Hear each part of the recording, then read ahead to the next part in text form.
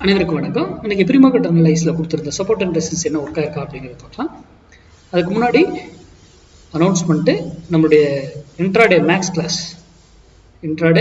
Class வருகிற 26ஆம் தேதி துவங்குதுங்க. 25 மெம்பர்ஸ் மட்டும்தாங்க அலோடு. ஓகேங்களா? யார் யார் டீட்டெயில்ஸ் கேட்டிங்களோ அவங்களுக்கு எல்லாம் அனுப்பிட்டேன். யாருக்காவது வரலனாக்கில் எனக்கு மெசேஜ் பண்ணுங்க. ஓகேங்களா?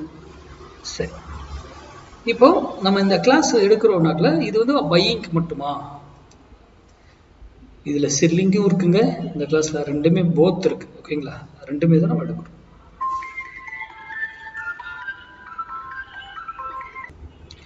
அப்போ இதுல செல்லிங்கும் இருக்கு. ஓகேங்களா? சரி, இன்னைக்கு நம்ம சப்போர்ட் அண்ட் ரெசிஸ்டன்ஸ் போடுவோம். அதுக்கு முன்னாடி இன்னைக்கு ஃப்ரைடே, நான் மெயினாக சொல்லியிருப்பேன், மண்டே ட்ரேடு மிஸ் பண்ணக்கூடாது, ஃப்ரைடே ட்ரேடு லாஸ் பண்ணக்கூடாது. இன்னைக்கு ட்ரேடு ரொம்ப முக்கியம். ஓகேங்களா? இன்னைக்கு நம்ம கொடுத்துருந்த ஸ்ட்ரைக் 24,200 கால் 148 rupees சப்போர்ட் எடுத்தா மார்க்கெட் அப் சைடு செல்லும், 148 rupees ரெசிஸ்டன்ஸ் எடுத்தா நிஃப்டி 50 டவுன் சைடு செல்லும்னு சொல்லியிருந்தோம். இதுதான் 148க்கான லைனு. பாருங்க, இதுக்கு கீழே அவர் போகவே இல்லை, மேலே இருக்காரு. அப்போ மார்க்கெட் என்ன இருக்கும்? அப்சைட் போயிருக்கும்.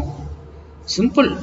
ஆனால் இந்த ஒரு வேல்யூ வச்சு நான் யூடியூப்ல கொடுத்துட்டேன். இது எது கொடுக்குறோம்? ட்ரெண்ட் ஐடென்டிஃபை பண்ண மட்டும் தான் கொடுக்குறோம். மற்றபடி இதை வைத்திருக்க ட்ரேடே பண்ண மாட்டாங்க. ஏன்னா ஓப்பனிங் ட்ரேட் எடுத்திருப்பாங்களா ஸ்டூடெண்ட்ஸ்? இல்லை நீங்கள் இல்லை எடுத்திருப்பீங்களா?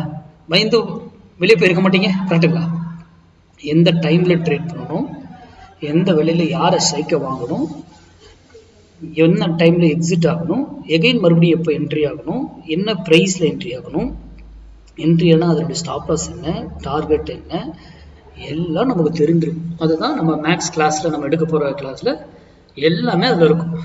இப்போ எஸ்எம்டி நம்ம டூல் வாங்கி பயன்படுத்திருப்பீங்க. அந்த டூல்ல இந்த மேக்ஸ் வேல்யூ வந்துருச்சுன்னா, சார் கூட இன்னைக்கு இதுல எல்லாம் போட்டிருப்பாரு. என்ன சொல்லியிருப்பாருன்னா, எஸ்எம்டியில் எடுத்தவங்க 50 பாயிண்ட் ப்ராஃபிட் பண்ணாங்க, ஆனால் மேக்ஸில் எடுத்தவங்க 75 ப்ராஃபிட் பண்ணாங்க. ஏங்கிறதெல்லாம் மேக்ஸில் இருக்கும். ஓகேங்களா? அப்போ மார்க்கெட் என்ன இருக்கும்? மேக்ஸ். சரி, இது இங்கே போயிட்டு இங்கிறது ஏன் திரும்பிச்சு?